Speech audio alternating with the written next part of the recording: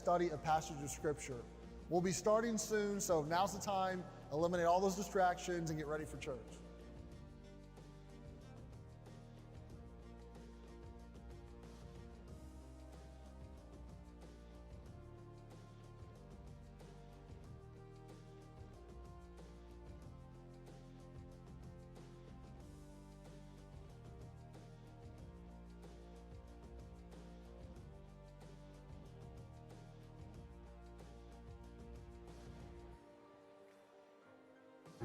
All right, good morning, everyone. It's great to be in the house of the Lord today on this Memorial Day. Let's all stand this morning. We're going to sing Our God Saves.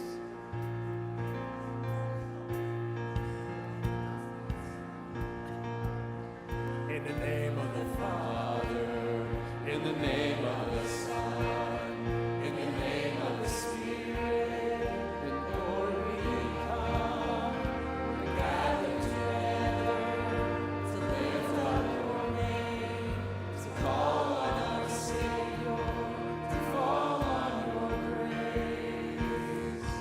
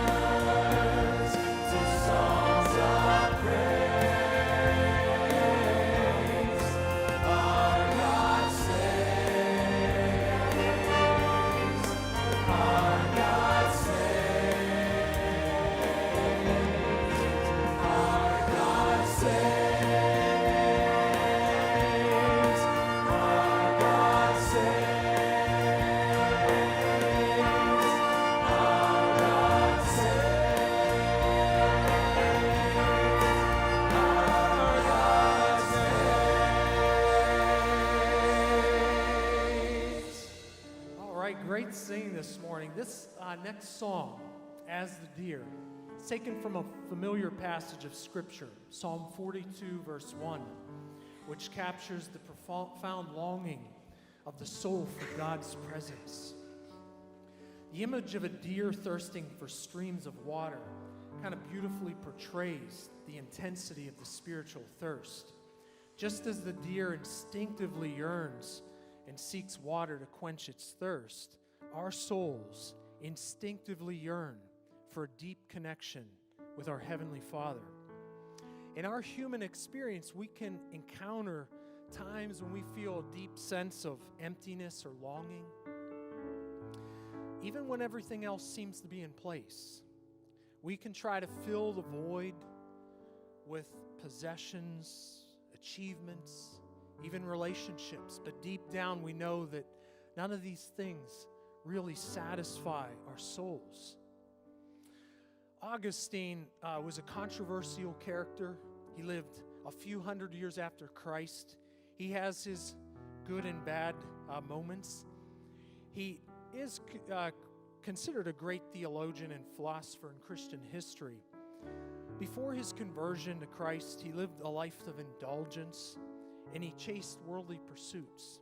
But deep within him, he knew he experienced a profound spiritual thirst.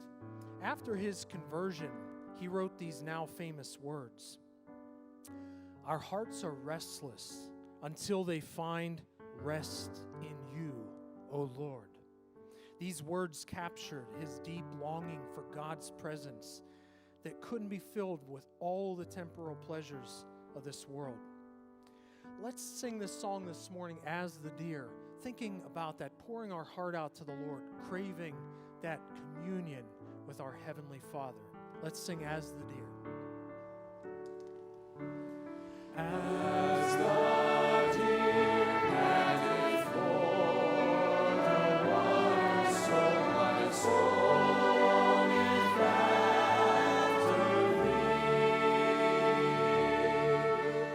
You alone are my heart's desire, and I long to worship thee.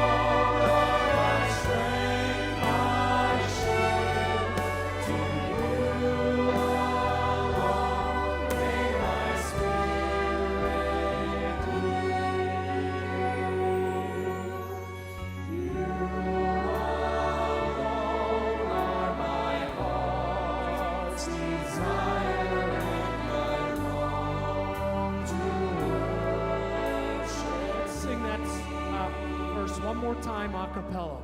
You alone are my strength, my shield. To you alone may my spirit yield.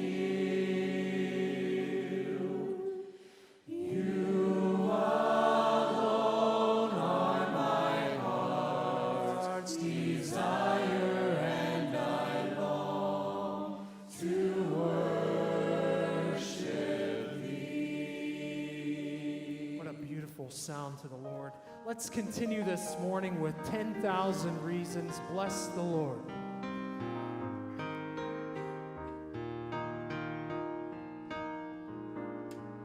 The sun comes up, it's a new day dawning.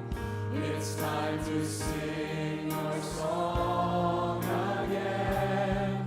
Whatever may pass and whatever lies before me, let me be singing when the evening comes. Bless the Lord, oh my soul, oh my soul. Worship His holy name. Sing like never before. Oh my soul, I'll worship Your holy name.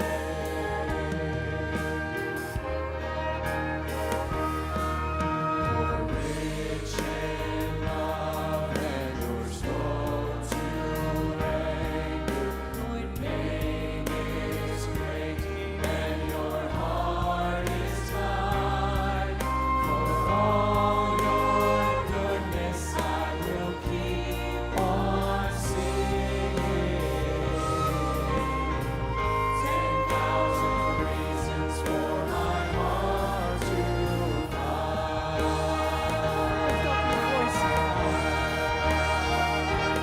Bless the Lord, oh my soul, oh my soul. Worship His holy name.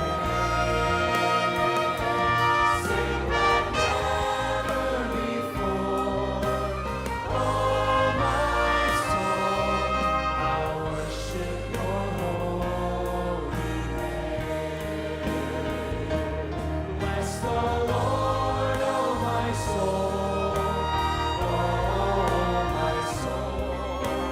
Worship His holy name. Sing like never before. Oh my soul, I'll worship Your holy name. I'll worship Your holy name.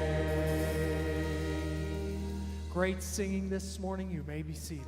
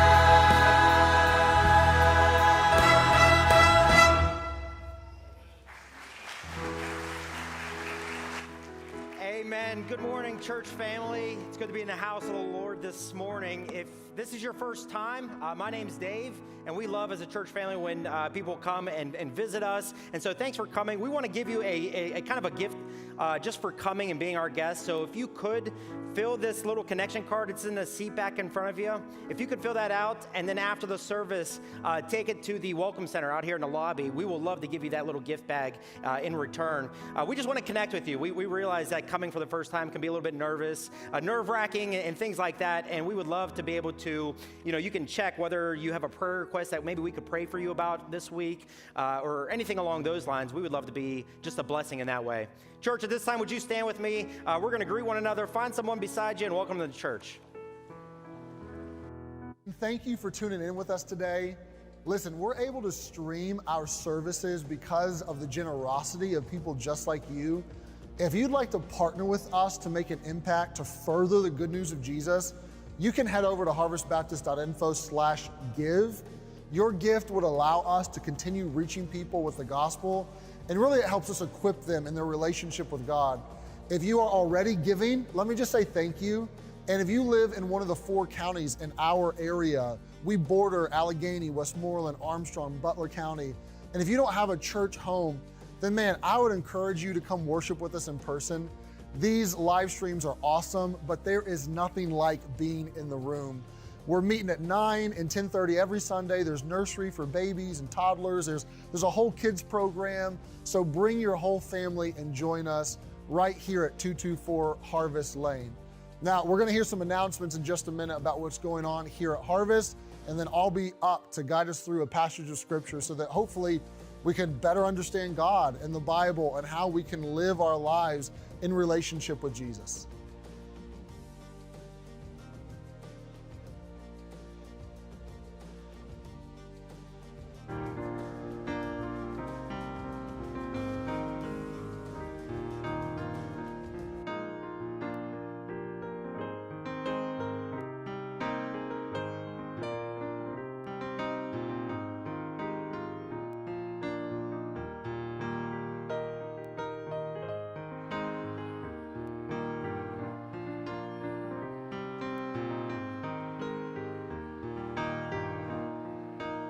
All right, everyone, we're going to find our seats again and sing one more chorus of Bless the Lord, O my soul. Bless the Lord, O my soul, O my soul. Worship his holy name. Sing like never before, O my soul, I'll worship your holy name. Great singing this morning. You may be seated. I was talking with someone this week, and they said, can you believe we're halfway through 2023? And I said, no, you're wrong. And then I thought about it for a second. It's like, wow, we are already in June. So summer is kind of here for most of us, but we're excited about everything kind of on the horizon here at Harvest. Our next Intro to Harvest class is happening June 4th. That is next Sunday. So if you're newer and you've been wondering, hey, how can I get plugged in? I'd like to maybe have a little bit more fellowship, or I'd like to get on a team and serve. This would be how you would do it. We would direct you to our Intro to Harvest class, which happens once a month, the first Sunday of every month, and that is just next Sunday, happening on the other side of this wall. So join us for that. It's a 1-hour class.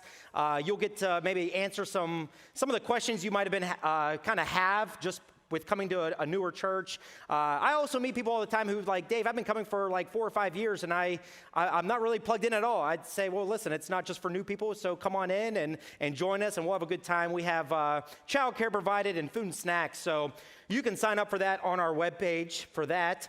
Also happening next week is our church picnic. We've been announcing that for some time now, but we're excited. This is a great time every year to fellowship and play some games and things like that. So I last year was at Northmorland Park. This year is at Kunkel Park, and they're probably about 5 minutes apart. If you drive like me, if you follow the speed limit, then it's probably 10 minutes. But they're right down the road. You can punch that into your GPS, like where's Kunkel Park? It'll take you there. For those of you who are like, no, I do not use a GPS. It gets me lost all the time. I would say, okay, here's the directions. You want to head south down 224 Harvest Lane, past the third pothole, and then make a right. No, I'm just kidding. I'm not going to give you those directions. Follow someone, okay? Find someone going and then just follow them there. But we're looking forward to that. We're going to provide hot dogs and hamburgers and things like that. If you could bring a side dish, great. If not, no biggie.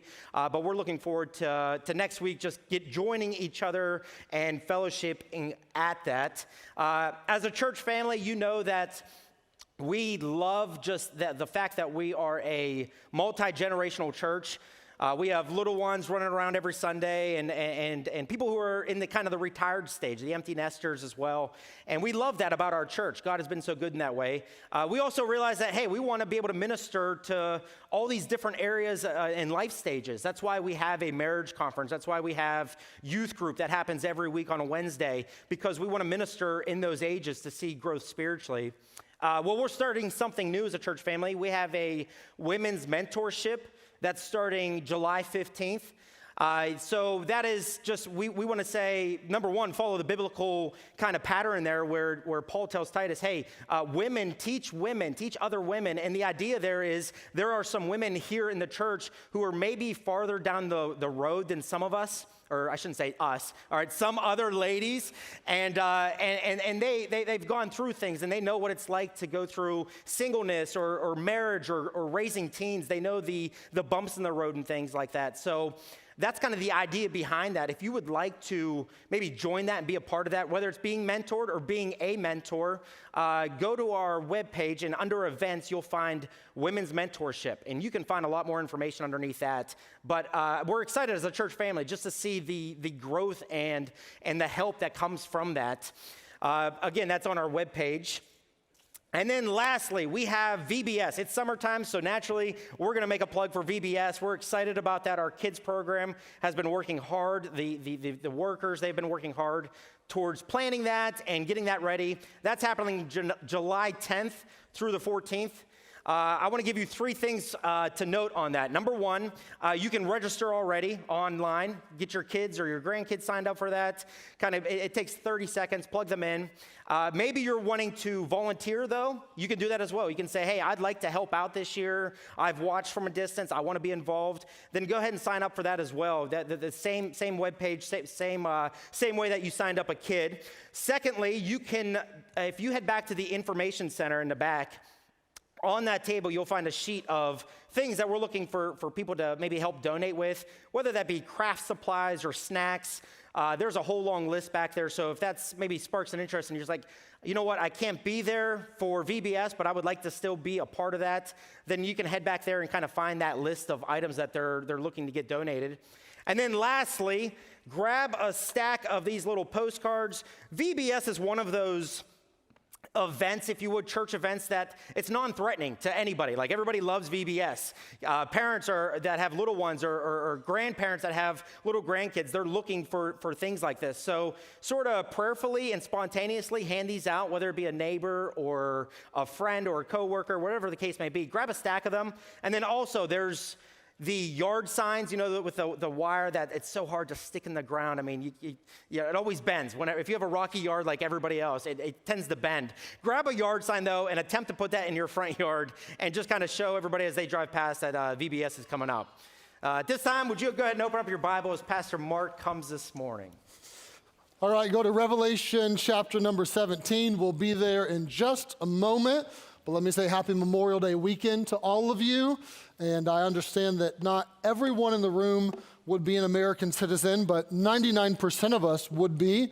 And I hope that you will get the intent behind the weekend, that you won't just camp or swim or barbecue and have a good time, but that you'll take a few moments and just be grateful for the citizenship that you have, for the rights and privileges that have been afforded to you, oftentimes because of the sacrifice of other people. So I hope that you'll do that this weekend. I did my best to wear red, white, and blue. I normally don't coordinate with the holidays, but I did today. So happy Memorial Day weekend to each of you.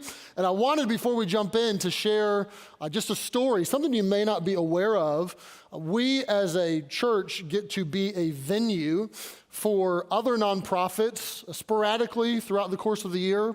Oftentimes groups that they just don't have the facilities or the tables or the chairs for whatever they're looking to do. And we're able just to come alongside them and help them. We do it free of charge and just try to be a blessing to them. A few months ago, we were a venue for a fundraiser for Life Choices, which is a crisis pregnancy center in Katanning and a couple other places. Here coming up this summer, we will be a venue for the American Red Cross and a blood drive that they're doing. But a couple weeks ago, we got to be a venue for Tri-Life Baby Center in Laurel Burrell. They're also a crisis pregnancy center, and they wanted to do a fundraising event, and they said, can we use your place? And we said, yeah, absolutely. And a few from our church actually helped spearhead this event. I know the Robs were really involved with this. I saw Jackie Torre was catering all the food, and a bunch of you all were running around and helping, and hats off to you. Thank you for doing it. I heard through the fundraiser that they raised almost double what they had hoped to raise through this fundraiser, which was awesome. And we also heard that they were in need of some monthly support, and that the grants that they rely on were perhaps going away, and they were looking for recurring donors. So we actually, as a church here recently, jumped in the boat with them, and we're supporting them on a monthly basis with a little bit of funds. But that happened, and I wanted to say two thank yous. Number one is thank you to everyone who helped with that, and just for wanting to be a blessing and to help a good nonprofit in our area that's getting the job done in ways that we're not, and I'm grateful for them. But I also wanted to say thank you to you as a church family, because I know pastorally, when I share a story like that, you all will be encouraged, you all will be excited, you all will be grateful for that. And that's not always the case in churches. There's a lot of churches that would say, hey, no. Like, we encourage generosity, like, to us, but something outside the walls of the church, let's not have a fundraiser here, because our people are going to get involved, they're going to give money, and then their money's not going to come to us, it's going to go somewhere else. And I'm grateful that that's not the spirit of the church historically or even presently. But there's this idea that, you know what? God has enough money to go around, right? And when you're generous individually, or when you're generous as a family, or when we're generous as a church, God blesses that. God really smiles on that. And so I'm thankful to those of you that helped, and I'm thankful for those of you who just have a spirit to be generous to this place, yes, through tithes and offerings, and you give online and you drop money in the offering box in the lobby, you do. But there really is, I think, a spirit to be open-handed outside of the walls of our church. And that's a blessing to me as a pastor, and something I want to get behind and be a part of. So thank you to anyone who was involved in that. All right, Revelation chapter 17 is where we're at this morning. We are going to talk about a woman who ends up going by the name of Babylon. And I have to warn you up front, I got to be teachy before I can be preachy this morning. We are going to go into some relatively deep waters where you're going to have a seminary level prophecy class, just because the text is exactly that. And your head may explode a time or two. It'll spin a little bit, but bear with me. We're gonna make progress.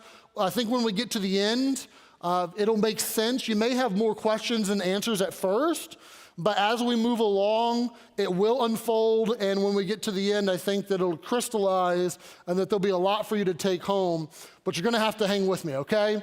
So let's begin to understand the beginning, really, of this story of Babylon. This is chapter 17 and 18 together, and we're introduced in chapter number 17 into what I'll just call Babylon's character. So look in verse number 1. And there came one of the seven angels which had the seven vials. This is from the previous chapter. There were seven angels with seven vials of wrath, and they poured them out on the earth, right? And one of them talked with me. Which one is it? I don't know. Angel with vial 1, angel with vial 6, who knows? But he talked with me and he said, hey, come here, come hither. I will show unto you the judgment of the great whore that sits upon many waters.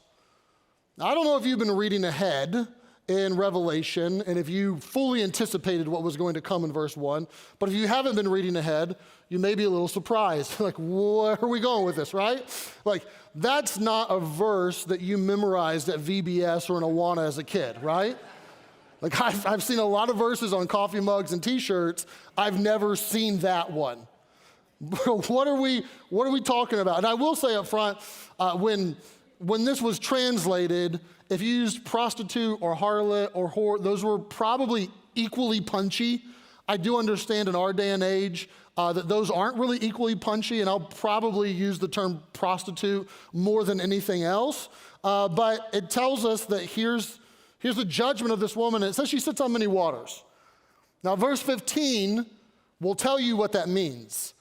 If you just scan down a bit, the angel says, the waters which you saw where the whore sits are peoples and multitudes and nations and tongues.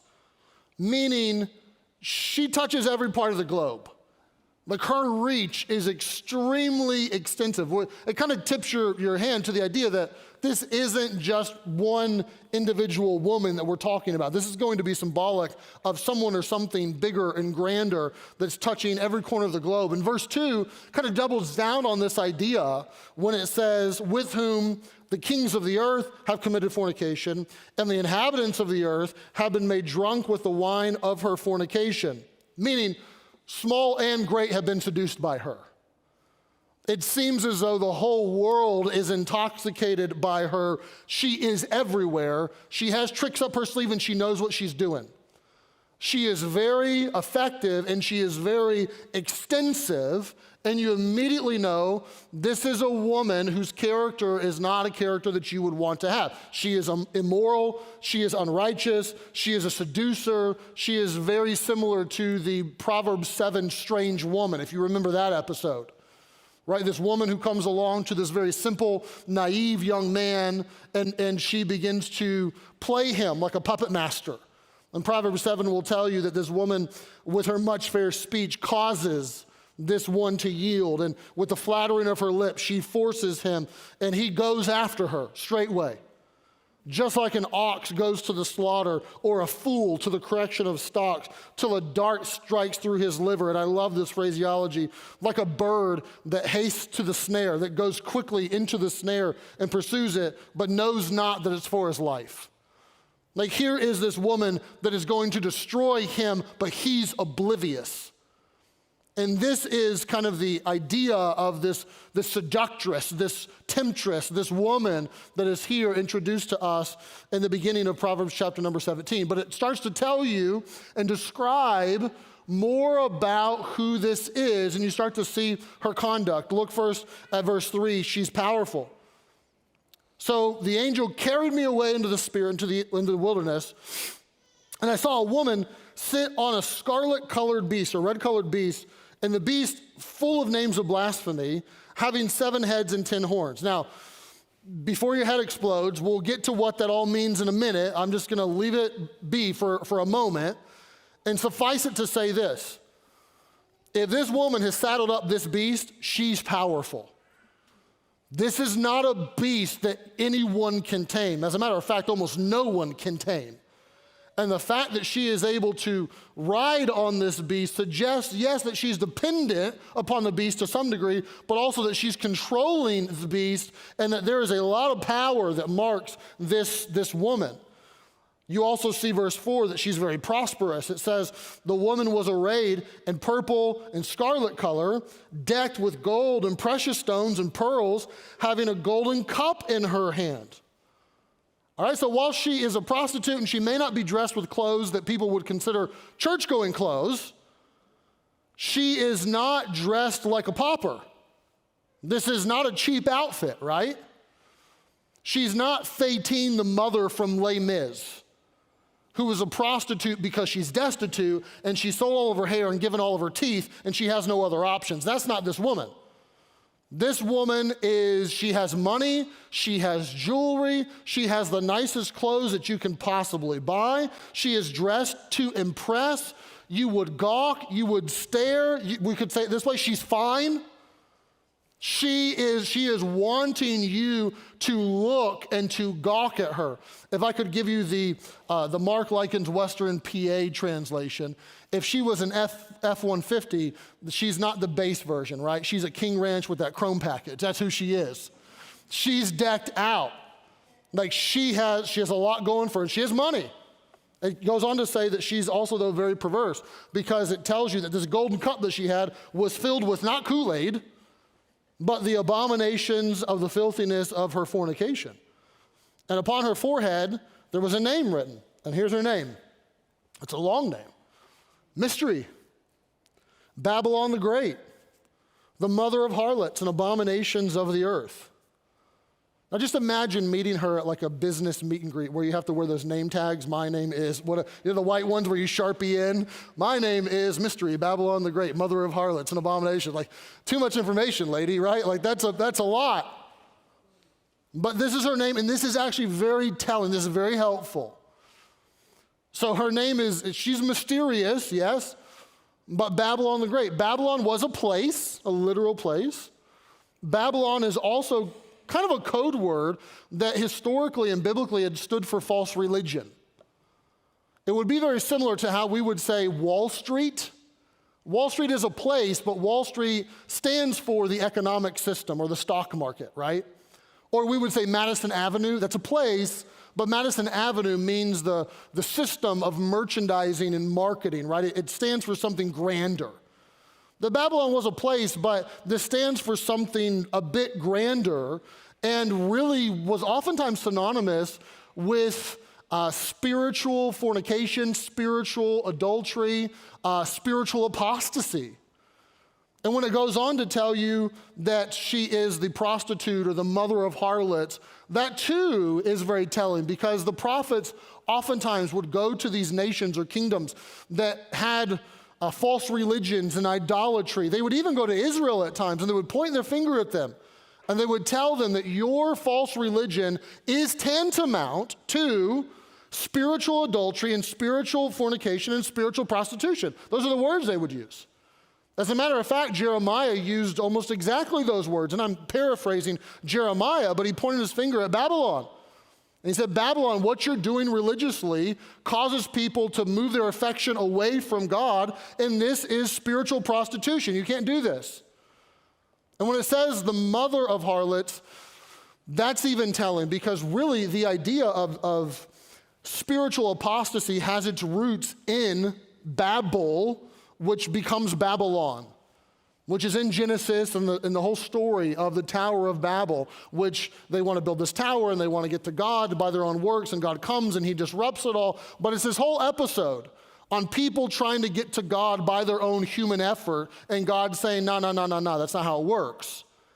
And that is kind of the genesis of spiritual adultery, and this kind of all tips its hand to that reality that when you're talking about Babylon, you are talking about a city, and people do speculate, where will this city be in the future, and is it Rome, or is it actual Babylon, or is it this, or is it that? And I don't have much time for that today, but it is talking about something bigger and grander. It's a system of religion that is built upon power and money and control and wanting to have opulence and wanting to be in charge. And that shouldn't surprise us. Like even the church is warned against this, right? Where Peter writes to the pastors and he's like, hey, pastors, lead the flock, pastor them. But don't do it by constraint, willingly. Don't twist their arm behind their back and make this a power struggle. This isn't a power play when you're pastoring. And don't do it for filthy lucre. Don't do it for money, right? What was Peter saying? Peter was recognizing the reality there's always been of religion. that religion tends to move in the direction of a power play and a money grab and wanting to be in control, and religious systems, whether they be a particular religion or denomination or even churches, oftentimes they move in that direction. Pastors can move in that direction. And this is saying that there is religious idolatry that is pervasive, and she knows what she's doing. She is finely tuned. She is seductive. She will use power. She will use money. She will use comfort. She will use control, and she will use this to suck you in. This is the prostitute that is all over the kings and the inhabitants of the earth, all the nations and tongues and multitudes. She's all over the place. This is Babylon. And it goes on to say that there's also persecutions, verse 6. I saw the woman drunk with the blood of the saints and with the blood of the martyrs of Jesus. Meaning she's at least in agreement with the death of the saints, but likely she had a hand in it. That false religion has turned against those who truly want to worship God. And this is Babylon. The sum total is, she is lewd, but she is enticing. She is immoral, but she is tempting.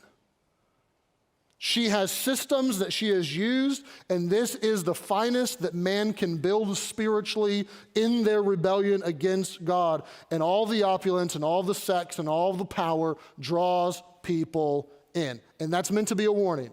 We'll get to more as we move through the chapter, but let's just stop here for a moment. Understand that's meant to be a warning. And if there was ever something that should serve as a warning to the American church, I dare say this is a good place to start. Because as Americans, what are we tempted by over and over and over? People, oftentimes even under the guise of religiosity, trying to seduce you and get you in. Come here. I got a good time for you. I got some money for you. Like, do it this way and it'll all work out great and you'll be rich. All of that is there religiously, not just religiously, just in our culture. Flicker through social media, and what will you find? Money, how to get it. Listen to me. You can have more money. Look at my money. Hey, sex, do it your way. Don't let anyone tell you. Don't let them box you in. Express yourself. Hey, control over yourself specifically, autonomy and independence. You live your best life. That's all over the place. What is that? That is the system of Babylon, more or less. That is you attempting to be seduced by the world. And if you're not careful, you will be sucked into that. Don't read this text strictly as future and think that you're neutral and it has nothing to do with you. It has everything to do with you. That there is a seductress who is good at her job, who will gladly and willingly suck you in, and you had better have your head on a swivel. This is Babylon and who she is. And John's reaction to this high-end prostitute riding a red beast with 7 heads and 10 horns is a reaction that I am very thankful for because it comforts me. His reaction at the end of verse 6 is, I wondered with great admiration. Literally, it's the same word twice. I wondered with wonder. What it's saying is his jaw hit the floor a bit, and he is astonished. He is probably even a little confused. And it helps me because it tells me if I have no idea what's going on in the first 6 verses and I read this description and I'm like, huh? Like John was like, huh? He didn't know. And the angel's going to help him here in verse number 7. But John's basically like, what in the world is going on? Like something's happening here, but I don't know how to put all these pieces together, and I'm a little bit confused. So take heart, if that's you. John was there as well in verse number 7. The angel's going to help him. But let me pause for just a moment. If you're new to church in general, or even if you're new to this church, and we're preaching through Revelation verse by verse, you may be thinking, like, this is the stuff that cults are made of, right? Like, this is what my mom warned me about. Like, this is nuts. This prostitute riding a beast sort of thing, like what is going on here?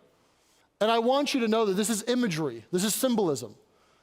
And the imagery has, we'll see in a minute, clear explanations. What do the waters mean? What do the horns mean? It'll all be explained in a minute. But I want you to know that imagery serves a deeper purpose than just explaining things, but it actually accomplishes something. I found this quote interesting from Darrell Johnson when he wrote about revelation and prophecy and why does Revelation in particular use so much imagery? Why does it use this this dragon was trying to eat the woman and her baby? Why can't it just be like the devil is out to get God's people, Why does it use this stuff? And here's what he says. Imagery has the power to hook us deep inside. Images can quickly and effectively convey that which we struggle to put into words.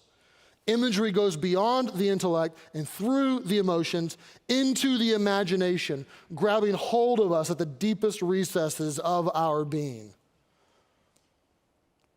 This is something that's meant to cause you to stop, to wonder, to even hook you into the story when you're like this high-end prostitute rides a seven-headed beast who eventually eats her, If you're like, it eats her? Wait, it's coming. Yes, it actually does. It turns on her. But all of this is meant to communicate something, and here's what it communicates. Verse number 7, the angel said unto me, wherefore didst thou marvel? Hey, you're over here like, what in the world's going on? Well, I'm going to tell you the mystery of the woman and of the beast that carried her, which has 7 heads and 10 horns. All right, I'm down with that. You're going to tell me the mystery. You're going to help me, understand this. Who is this beast and why does it have 7 heads? All that sort of stuff. And what you'll find simply is that you'll find the beast, then you'll find the woman explained. And the beast is going to be the Antichrist, and maybe more specifically, the system that is there in the world politically that's dominated by the Antichrist. And here's what it says, verse 8. The beast that thou sawest was and is not, and shall ascend out of the bottomless pit and go into perdition. All right, stop. Here is the origin of said beast, comes out of bottomless pit. We have seen this phrase multiple times in Revelation already, and we've already established that is where the devil and his minions and his cohort comes from, right? Simply put, this is satanic in origin. The devil is his daddy. This is not something that is of God. There are ill motives here, right? Out of the bottomless pit. And one day the destination will be perdition or destruction. So satanic in origin, but headed for destruction. And the beast was and is not. What do you mean was and is not? Well, more to come on that in a minute. Here's what it says, middle of verse 8. They that dwell on the earth shall wonder, the ones whose names were not written in the book of life from the foundation of the world. Wonder meaning they are awestruck by this. When they behold the beast that was and is not and yet is. You say, okay, that's the angel's explanation, and that doesn't help me very much. I'm glad he explained it, but you need to explain the explaining, okay? If you remember, in chapter 13 of Revelation, we were introduced to the beast. The beast who had the devil as his daddy, who had, you guessed it, 7 heads and 10 horns. Same one. Same one. And we were even introduced to this concept that he would be, but not be, but then would be again. When we were told in very clear, plain language that he would be alive and ruling and would have a wound as it were unto death. He was living, and then it looks like he's dead, and then he would come back to life. And there would be this counterfeit resurrection. And it would cause the people of the world to wonder and to marvel and to hitch their wagon to him, right? This is recapitulating the same idea. It's telling you the same thing, same beast, same idea, was, is, not, is again. It goes on to say in verse number 9, here's the mind which hath wisdom. The 7 heads are 7 mountains on which the woman sits. More to come on that in a minute. Verse 10, they are 7 kings. 5 are fallen, 1 is, the other is not yet come, and when he cometh, he must continue a short space. So let's explain. I told you we had to be more teachy. I warned you up front. Here are the 7 heads. Okay, angel, what are the 7 heads? Well, they're 7 mountains. But wait, they're not just 7 mountains, they're 7 kings. Okay, the 7 mountains and 7 kings. And out of the 7, 5 were, past tense, 1 is now, 1 will be. Now, I will admit, there is debate on this. There's many people that have many different perspectives, but the 2 primary perspectives is that this is talking about the Roman Empire strictly and exclusively. Rome was a city that had 7 mountains surrounding it. It sits on 7 mountains. Maybe it's talking about Rome. Maybe these 7 kings are talking about Roman emperors that went one after the other. It can get a little tricky to try to figure out which 7 emperors and which ones you leave out and put in and that sort of stuff, but there are some that think that. I personally lean, and I wouldn't lean hard, but I would lean towards these mountains are kingdoms, and these kings are the embodiment of these kingdoms, and that perhaps these are the world powers that have been, that you would have basically had 5 world powers up until this point in John's life. There was a 6th that was, and then it tells you there's 1 to come. You had 5 that were previously Egypt, Assyria, Babylon, the Medes and the Persians. I'm missing one. I left one out somewhere in there. Greece was 5. Those were. The one that was Rome, and there's 1 yet to come. And many look at this and say this is talking about perhaps a revived Roman Empire one day, that this may all center around Rome. Maybe it will, maybe it won't. And I don't know that I can say for sure. I think that's beside the point. What I can say for sure, though, is this is talking about this beast who's not just a person, but is some sort of king who operates in political power. It will go on to tell you in verse number 11, the beast that was and is not, even he is the 8th, but he's of the 7, and goeth into perdition. So he's going to be a king as well. When we're talking about this beast, we're talking about a ruler. We're talking about someone with political clout and authority. Verse number 12, the 10 horns which thou sawest are 10 kings, which have received no kingdom as of yet. They're future kings coming one day. This is a prophecy. But they receive power as kings 1 hour with the beast. They're going to rule at the same time as this beast or this Antichrist, who will also rule and be a king. These are all political leaders. Verse 13, but they have one mind, and they shall give their power and strength unto the beast. What is this talking about? Once again, exactly what Revelation 13 had said. That there will be a coalition of sorts. There will be 10 kingdoms or kings that come together, form a federation. Their support for the Antichrist will be unanimous, and they will give their power to him, their military power, their economic power, their technological power, that they will yield this over. And in essence, the Antichrist will one day rule through this coalition. This is what it's saying. That this will happen in the future. Meaning this beast is not a lone ranger, is not just an individual. Although the Antichrist is an individual, he also is representative of something far more nefarious and larger and a political war machine, right? In the same way that I would say Disney, and you may think Walt Disney the person, or Disney the theme parks, or Disney the movies, the company. Disney is a person and a company that kind of, they're meshed with each other, right? The Antichrist or the beast is a person, but also a political war machine. They're both. When the word is used, it's talking really about both. And saying that what was all this 10 horns about? It's talking about a confederation that will one day take place between all of them. This is why, so let me just help you understand why people are oftentimes interested in certain things. This is why people are oftentimes interested in what's happening in Europe, specifically what's happening around Rome.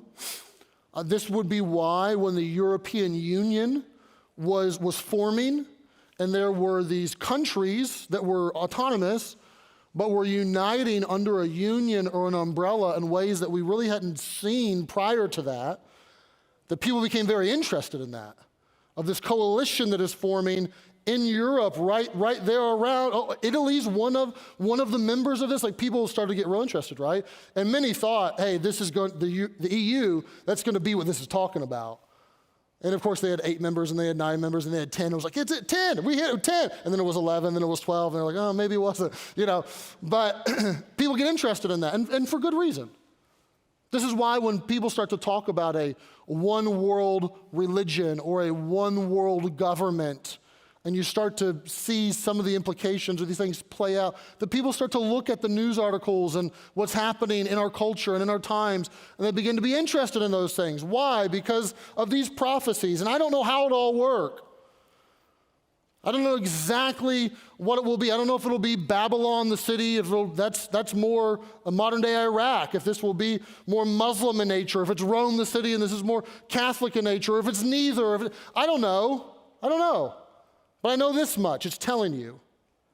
I'm going to bottom shelf it for you.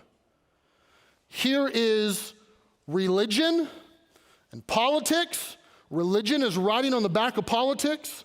Religion for a time is controlling the political entity, but they're working in tandem with each other, and they are coming together to form a coalition and a power really unlike the world has known, and that these two are going to be blended to seduce people and to move their affection and their allegiance away from Jesus. I can tell you that much. And that shouldn't be ultra surprising. We can see the coalition of religion and politics. You can see that in Muslim countries, right? You can see that in the Vatican. You can see the idea of religion and politics becoming so intertwined with each other where what is the state and what is the religion? I'm not exactly sure these are all together. This is talking about that. And it's talking about the tools that are specifically at the disposal of trying to draw people in with power and with sexuality and with money and to get them to join in. But here's what it says in verse number 14. After describing these things in a sketch form. It's not overly clear, but it's enough to give you an outline. Here is the part that is preachy, okay? I'm almost done teaching. I'm about to preach at you. Verse number 14, you'll find Babylon's calamity, amongst other things. But here it is. These, the prostitute and the beast, will make war with the Lamb. Now, who's the Lamb in Revelation? I'm going to ask you, class. I'm going to ask you, you tell me, who is the Lamb in Revelation? Yeah, very, very good. You remember. The Lamb shall overcome them, for he is the Lord of lords and the King of kings. And they that are with him are called and chosen and faithful. And he says unto me, the waters which thou sawest where the horse sat are the peoples and multitudes of nations and tongues. And the 10 horns which thou sawest on the beast, these shall hate that woman and shall make her desolate and naked and shall eat her flesh and burn her with fire. Meaning there comes a tipping point where the political system and entourage that is run by the Antichrist no longer is served well by the religious system, and it eats up the religious system and says, we don't need you anymore. And there will be a time where the Antichrist says, don't need any of that. I am the political and the religious. You worship me. You bow to me. And whatever religiosity, I don't know if it's New Age. I don't know if it's something that's has been historically around for a while, if it's something that's brand new, whatever that is, it gets swallowed up and devoured and done away with, and the beast eats the woman, basically. Verse number 17, why? Because God has put it in their hearts to fulfill his will and to agree and to give their kingdom unto the beast until the words of God shall be fulfilled. And the woman which thou sawest is that great city which reigneth over the kings of the earth. Now don't miss this part of the text, because you can get so into the weeds and so enamored by this prophecy and what does it mean and how does it all play out, which is my job to walk through this text verse by verse and try to help you understand it. But you get to these moments and there are big, powerful, bold truths that are meant to shape us. Namely, and it's critical that you understand this, that what happens on earth is determined by heaven. When this says in verse number 17 that God puts it into their hearts to fulfill his will and to agree and to give their kingdom unto the beast, why would he do that? So that the words of God shall be fulfilled. It's telling you the way that it works, the way that it will work, the way that it does work, the way that it always has worked. If you remember, there was a king of Babylon named Nebuchadnezzar, right? An old boy that got too big for his britches, who decided that he was in control of everything. And God took Nebuchadnezzar and he put him in a lot of emotional turmoil, and he took his kingdom away for 7 years. He said, Nebi, that's his nickname, You'll get your kingdom back when you understand that God rules in the kingdom of men, and that while you think you're in charge, you're not really in charge. And 7 years later, Nebuchadnezzar understood that reality, that God rules in the kingdom of men and that heaven is in control. And what this is communicating about this new mysterious Babylon that represents so much is that yet again, the lesson will be taught that God rules in the kingdom of men and that heaven is in control. And if there's an encouraging note for you, I would tell you the encouraging note for you even today, not just in the future, but today, is that God rules in the kingdom of men and heaven's in control. When you turn on the news, you need to be reminded that God did not fall asleep at the wheel and that God still rules in the kingdom of men and that God is still in control, right? When you look at your grocery bill, and dismayed you may be, you need to be reminded that God rules in the kingdom of men and heaven is still in control, right? When it feels like the world is falling apart around you, and there are days where it feels like the world is falling apart around us, we must be reminded that God rules in the kingdom of men and that heaven's in control. That's the way it works. And that if it feels like everything's crumbling, understand that the hand of this world will fit neatly into the glove of prophecy one day. That God is allowing all the dominoes to fall exactly how he wants them to fall, and that he is in control even when you come to Revelation chapter 17 with this woman, the prostitute, and with this beast and the Antichrist, that God knows what he's doing and he's doing it. And you need to know that. And you should have kind of caught that as we move through the passage, right? Because it's like this beast. And FYI, he's headed for destruction. And oh, here's this beast with all his power. And yet again, he's going to destruction. It tells you that twice. It tells you in verse 17 that God puts it in his heart to fulfill his will. And it tells you in verse number 14, and I love it, that the Lamb will overcome them. That they will make war with him, but he will overcome, right? Meaning, they'll make war. The devil is real. The devil is active. The devil is insidious. The devil knows how to use political machinery to his advantage. The devil knows how to use religious machinery to his advantage. He knows how to tempt people and how to draw them in. And he's not to be trifled with, but he will one day be owned, right? But that's what it says. You get that? Like one day God's going to dunk on him. Like he will put this to an end. That eventually it all moves in this direction, that the Antichrist, fresh off of defeating this woman and eating her, he gets too big for his britches. He thinks that he could take on King Jesus. But what's going to happen? The Lamb's going to sneak up on him and judo chop him in his neck and put him to sleep. You say, I didn't see the judo chop. If it can use imagery, I can use imagery, right? You remember that. It'll hook you. That's what the text is saying. And that's good news. That's meant to back you up and give you a perspective that isn't just a prophecy of this and that and these kings and how will this work and what are those nations. And maybe the 10 kings are Russia and China and Sweden and maybe no, it's not them. Maybe it's someone else. Forget that mess. Remember this. God rules in the kingdom of men. Heaven is in control and Jesus dunks on the devil, okay? Remember that. Let that encourage you. And let your takeaway from this chapter be that there is a finely tuned, very seductive play that's at hand that wants to entice you, that wants to take money and sexuality and power and control and comfort and suck you into it. Your head better be on a swivel. You're not neutral. You're on a team. You're on Team Jesus or you're not. But if you're on Team Jesus, understand that the captain wins the day.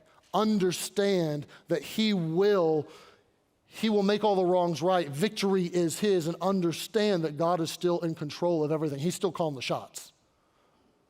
And those are what, as I studied, and I'll be honest, at times beat my head against the wall trying to study through Revelation 17, and I thought to myself, there's no Sunday school teacher ever who wants to teach this chapter to somebody.